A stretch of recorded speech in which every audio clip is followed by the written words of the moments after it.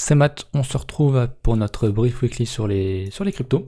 On commencera par le King Bitcoin comme à chaque fois, on regardera nos alts avec la Bitcoin dominance. Donc voilà, vous m'avez proposé quelques alts, donc on regardera ça après avoir checké Bitcoin. Simplement, je vous fais un petit rappel. Si vous voulez que j'analyse une alt, n'hésitez pas à me le dire en commentaire. Et à laisser un commentaire tout simplement si vous avez aussi aimé la vidéo. Un petit pouce bleu, tout ça vous connaissez. Bref, Bitcoin, on a notre TD9.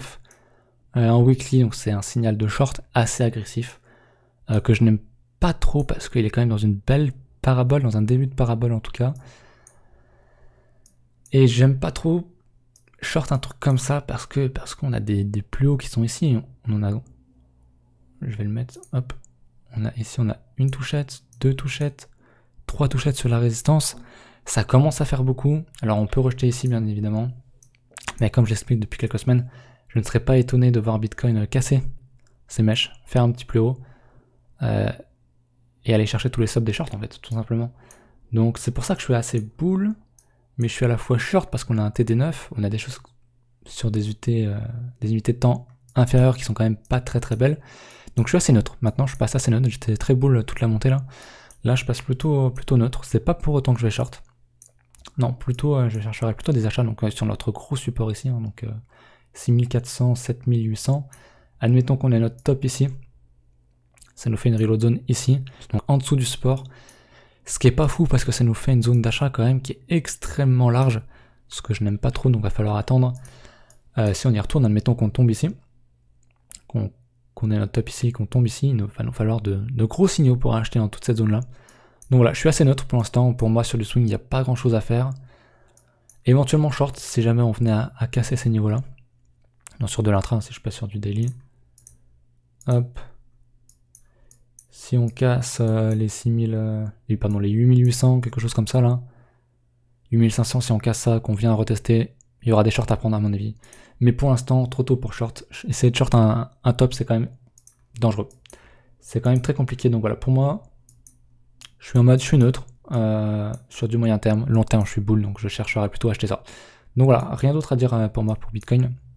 On va checker la Bitcoin dominance, donc pour voir la force des alts. La Bitcoin dominance, par rapport à la semaine dernière, c'est rien passé. On fait un petit doji, donc pas de mouvement. Juste pour les nouveaux, je rappelle que on a imprimé un beau M, qui est une structure assez bear, qui est bear en fait tout simplement, avec un retest de la résistance, qui est en train de rejeter, donc c'est pas encore fait à 100%. Je serai beaucoup plus serein une fois qu'on aura cassé ce niveau-là. Et puis évidemment ce niveau-là, pour ensuite aller chercher le first stop du grand retracement. On peut aller chercher le 38.2 ici, qui serait une première target, je pense, sur les alts. Si on venait à 58 là, sur la Bitcoin dominance, ça ferait un bon arrêt, je pense, pour les alts. Une bonne première prise de profit. Mais pour l'instant, il n'y a rien.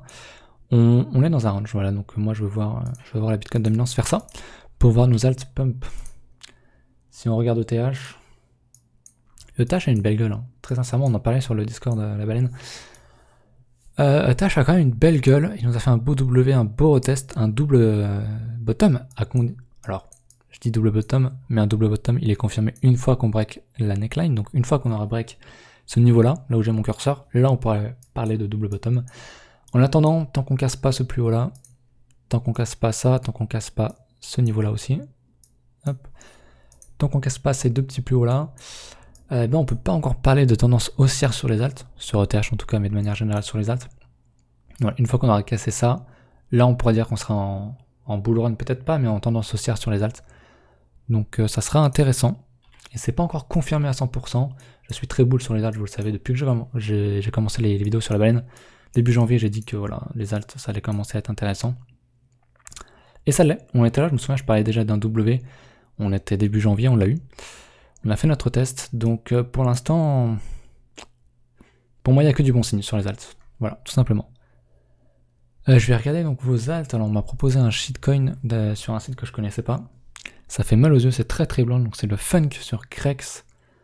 Est-ce que je peux agrandir ça? Ouais, on va pas y passer longtemps parce que ça m'explose les yeux, le blanc. Alors pure shitcoin, je connais pas. Sur du weekly, très honnêtement, pas grand chose à dire si ce n'est qu'on est... Alors je sais pas si je peux... J'ai vu les outils. Je vais faire ça simplement. On a un range hein, globalement, ce niveau-là, jusqu'au plus bas ici. On a un range. Oh, c'est dégueulasse, hein, désolé, on va faire vite. On a une espèce de gros range ici, donc à casser à la hausse, si on veut racheter, idéalement, comme sur les alts, qu'on verra tout à l'heure, mais globalement, quand tu as un long range horizontal comme ça, tu veux le voir casser, et venir retester le support pour acheter le support. Parce que ça te fait un bon risk-reward, tout simplement. Rien d'autre à dire là-dessus, je connais pas. Vraiment, il y a des mèches de merde, donc personnellement, c'est pas un truc que je traderais. Enfin, quand je vois un truc comme ça, c'est pas un truc qui me donne envie. Une mèche de 350%, bah, enfin, je m'intéresse même pas au truc, tout simplement. Mais ouais, si j'étais bull, j'attendrais qu'on casse ce niveau-là. Les 400 là, qu'on fasse un beau truc un peu plus haut, qu'on vienne retester ce niveau des 400, j'achèterais le 400. Mais rien d'autre, pour moi, il n'y a rien d'autre à dire sur ce truc-là, tout simplement. Parce que ça ne m'intéresse pas. Le LTC ensuite. Le LTC, ça fait longtemps que je l'ai pas regardé. Est-ce que je l'ai? Ouais, je l'ai ici. Oh, le LTC en Bitcoin, il fait des plus bas. Ça, je savais pas du tout. Je le savais pas du tout. Bah, c'est dégueulasse en fait, hein, on va pas se mentir. Le LTC en Bitcoin, il est dégueulasse. On fait des plus bas sur des plus bas. Il n'y a pas forcément de divergence super intéressante selon moi. Bah, il n'y a rien d'intéressant, honnêtement. Je vois. Le LTC, je vois rien. Il y a cette grosse mèche. Bon, après, c'est peut-être que sur Binance. Il me fait dire que techniquement, on peut revenir chercher ces niveaux-là. Sur une grosse alt comme ça, je serais quand même plutôt intéressé d'aller voir sa valeur en USD. Sur Bitstamp, pourquoi pas.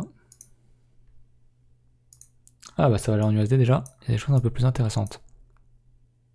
Il y a une grosse mèche, je sais pas ce que c'est ce truc là, je sais pas si c'est que sur Bitstamp ce move là. Voilà, on voit quand même qu'on a un beau bottom ici, on a un retest du support qui est rejeté violemment.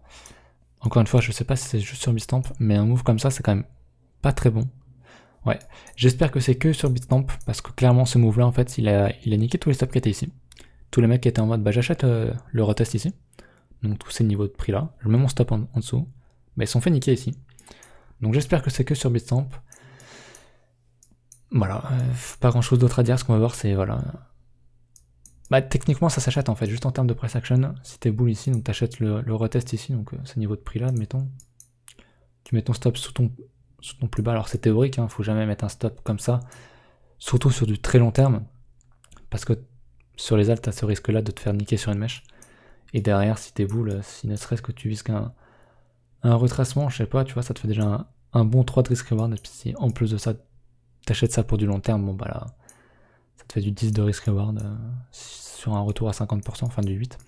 Donc c'est intéressant. Le LTC, moi je vous avoue que je m'y intéresse plus trop. Donc le fondateur, Charlie Lee, alors je crois qu'il donne plus du tout de nouvelles sur Twitter, il dit plus rien, ou alors je l'ai unfollow, je sais pas. Mais je sais qu'à un moment donné, il avait tout vendu au top, hein. Vraiment le top du top, il avait vendu vraiment au sein top. Il avait bien joué. Donc je sais pas où il en est actuellement, s'il est toujours dans le projet, s'il se fait discret, s'il a racheté, si le truc avant, j'en ai aucune idée. Mais LTC personnellement ne m'intéresse pas. Il y a un gros volume de vente, c'est cool. Ouais, il y a de la divergence ici. Il y a de la divergence à la hausse. Tout ça là, il y a de la divergence. Sur le RSI, pas grand chose à noter. Sur la MACD, il y a de la divergence, donc ça peut appuyer un achat ici sur le support. Donc pourquoi pas, j'ai envie de dire. Mais la paire en BTC est vraiment dégueulasse par contre. Ça, c'est clair. Le KNC, je crois qu'il y a un truc intéressant. J'ai regardé vite fait tout à l'heure. Ah oui. Le KNC a bien bougé. Qu'est-ce qu'on a? On avait un 9 là? Ouais. On avait un 9 en weekly qui nous a imprimé le top. Et puis une petite correction, une petite congestion, pardon.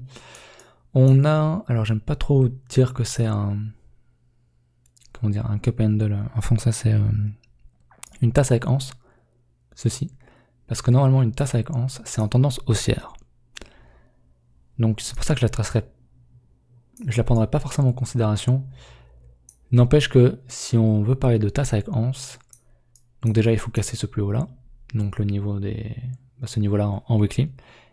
Et derrière le support, donc le retest de ce niveau là. Donc tout ça s'achète en support. Je vais enlever ça. En gros, si tu vois une tasse avec anse ici, si t'es fan de chartisme, ce niveau là tu l'achètes. Le retest de ce niveau là tu l'achètes. Voilà, tout simplement. Puis alors derrière, explosion à la hausse, hein, parce qu'un truc comme ça,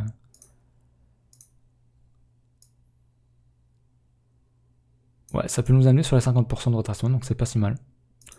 C'est pas si mal. Je sais pas ce que ça fait en risk reward. Si admettons on close ici, on vient retester le support, on t'achète admettons ça.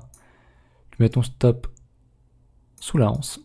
Tu cherches le 50%, ce qui est un retracement qui est largement faisable sur les alts. Hein. Je vise minimum 50% sur les alts. BTC a déjà retracé les 61.8. Hein.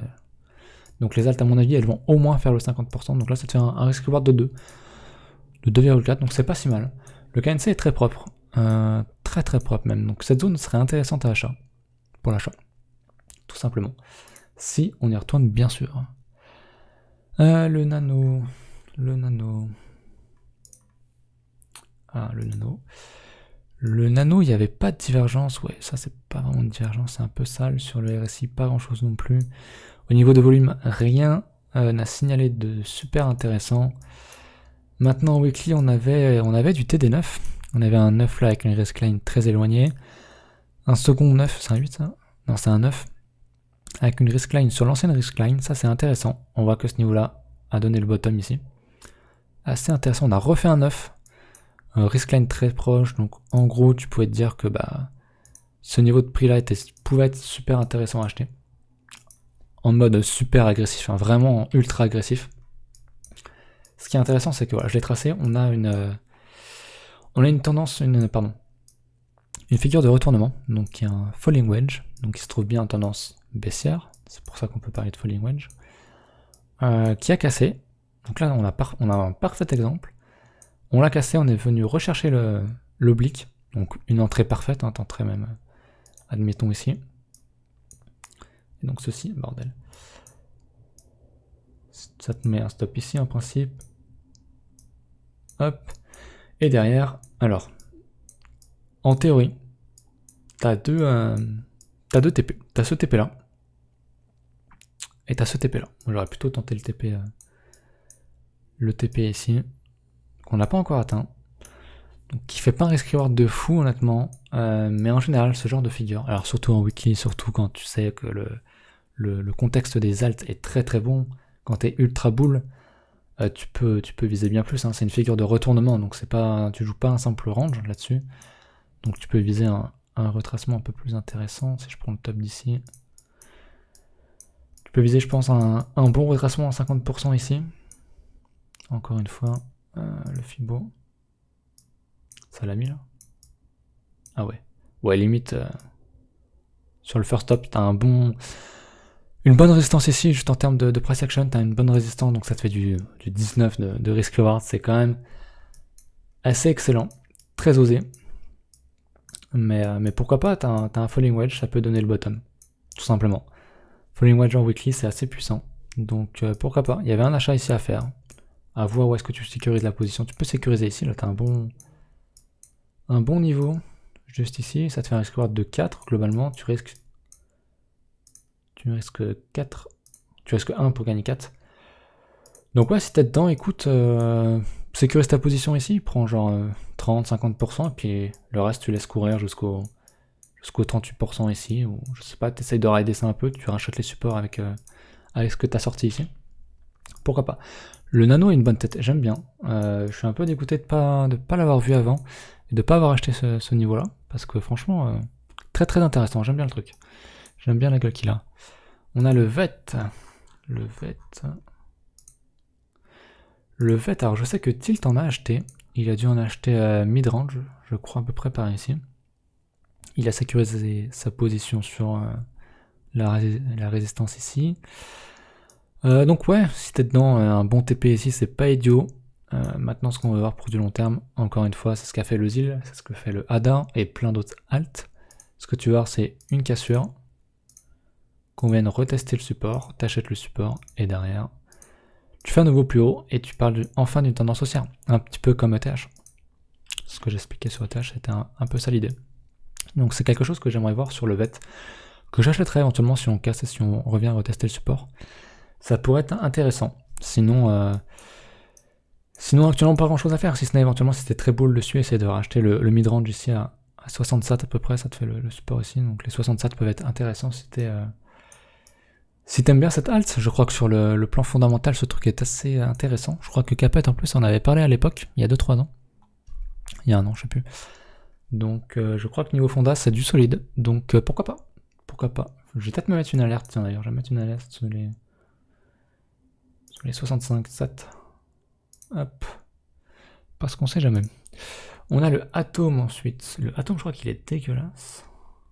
Ouais, c'est bien ce qui me semblait. Le Atom, pour moi, il n'y a pas grand chose à dire en weekly. On a un bottom qui a été fait ici. Sur un beau TD9 en plus. On a fait un léger plus bas. Pas grand chose à dire si ce n'est qu'on... Ouais, on a une div sur MACD. Sur le RSI, rien à dire. Donc du coup, je passerai plutôt sur du daily. Et en daily, il y a des choses à dire. On avait une belle rési ici, qui a fait son taf ici, ici. On l'a enfin réintégré, donc maintenant on parle de support. Et donc acheter cette zone verte ici, en termes de price action, c'est intéressant. Donc tu achètes ça, tu mets ton stop théorique ici. Et tu vises ensuite, je sais pas, une résistance. Je vois vue d'œil vite fait ici, il y a une belle rési, ça te fait un risk reward de 5, plus de 5, 5,6 même. Donc rien que ça c'est intéressant. Maintenant, est-ce qu'on a des signaux?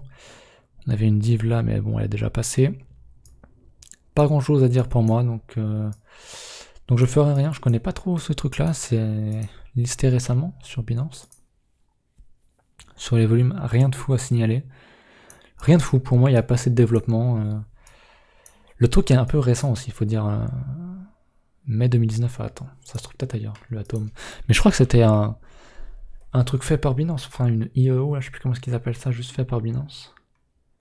Bitrex, si je regarde sur Bitrex. Ouais, non, c'est un truc globalement assez récent. Donc, difficile de faire de l'analyse technique là-dessus, sur du weekly. Donc ouais, sur du daily, un petit niveau à payer. Donc pourquoi pas.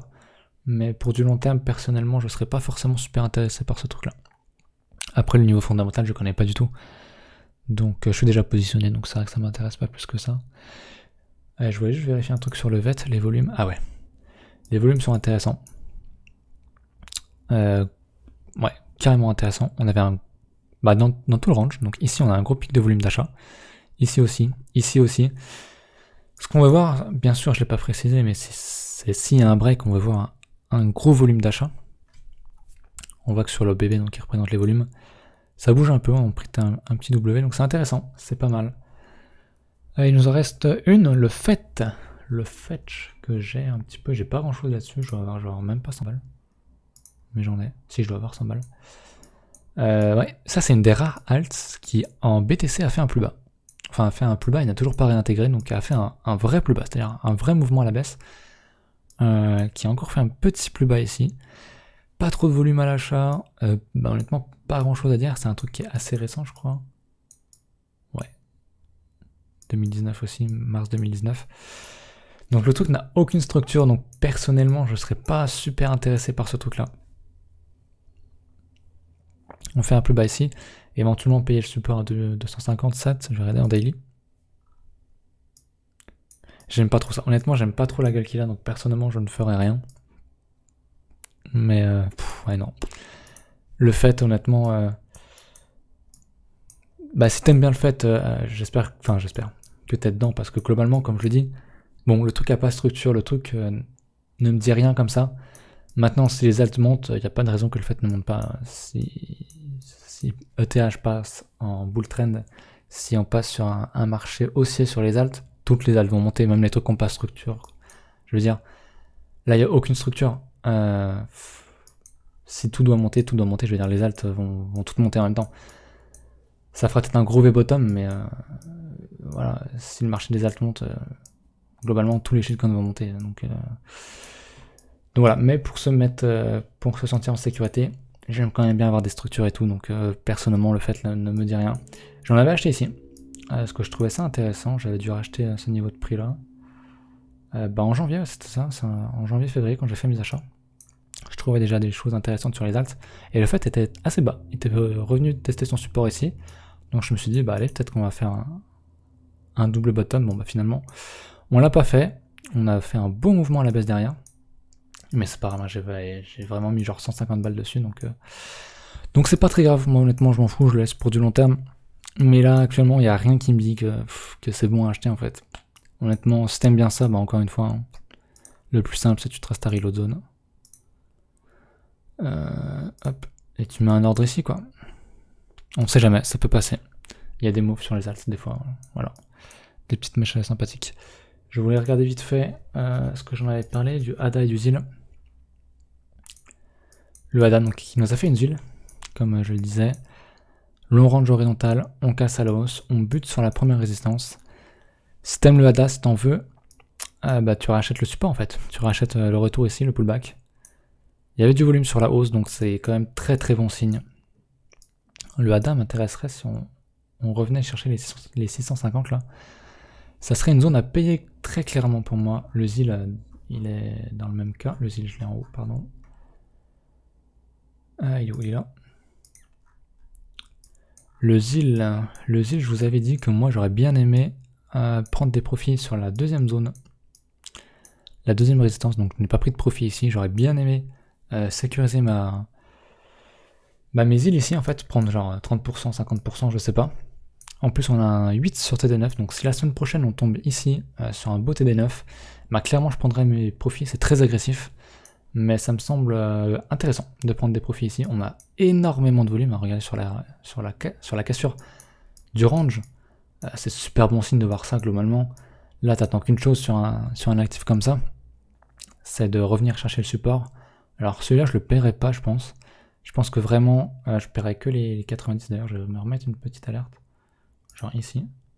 Je l'avais pas fait encore. Clairement le Zil là ici c'est ultra beau, c'est quelque chose que je veux voir sur toutes les alts. On a une traversée du désert, donc qui est pas ultra longue, hein. On parle de 36 semaines, c'est pas si mal.